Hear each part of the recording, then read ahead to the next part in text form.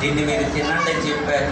ఒక పాత్రలో పట్టుకొని పిల్లరా కృతజ్ఞతాస్తుతులు చెల్లించి దీన్ని మీరు త్రాగండి అని చెప్పారు పిల్లరా. రెండోది ఏంటంటే అయోగ్యముగా ఎవరు కూడా తీసుకోవద్దు పిల్లరా.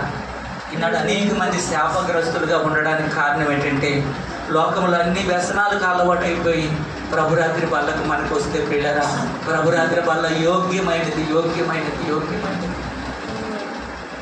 దేవుడు మరొక అవకాశం నీకు ఇవ్వబోతున్నాడు. నీలో ఏ లోపమున్నా ప్రభురాత్రి బల్లకు నీ సిద్ధపరిచేలాగా ప్రార్థన చేసి ప్రభురాత్రి వాళ్ళలో నీ ఏంటంటే మనం ఒప్పుకున్న ఎడల ఆయన నమ్మదగిన వాడు, నీతిమంతుడు, సమస్త దుర్నీతి నుండి కూడా ఆయన విడిపించడానికి ఇష్టపడుతూ ఉన్నాడు. ఏ లోపము నీలో ఉందో ఆ లోపాన్ని నువ్వు బయటికి చెప్పొద్దమ్మా. నాకు చెప్పమని కూడా నేను అడగను, కానీ పరలోకం ఉంటున్న తండ్రి మాత్రం నీ దగ్గర ఉన్నాడు. నువ్వు చెప్పగలిగితే దేవుడు నిన్ను మహిమకరంగా ఆయన మార్చాలని ఆశపడుతూ ఉన్నాడు. దేవుడు నా మన స్తోత్రం కలుగును గాక. హల్లెలూయా, హల్లెలూయా. ఈ సమయంలో ప్రభురాత్రి బాల సిద్ధపడుతుండగా ఒక పాట ద్వారా మనం ప్రార్థనా పూర్వకంగా మనం ఉందాం.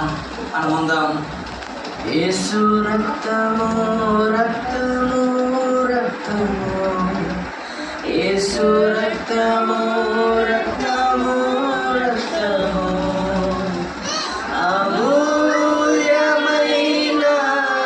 రక్తము, నిష్కలంకమైన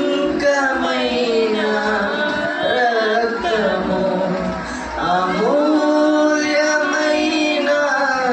రక్తము, నిష్కలంకమైన రక్తము, యేసు రక్తము రక్తము రక్తము, యేసు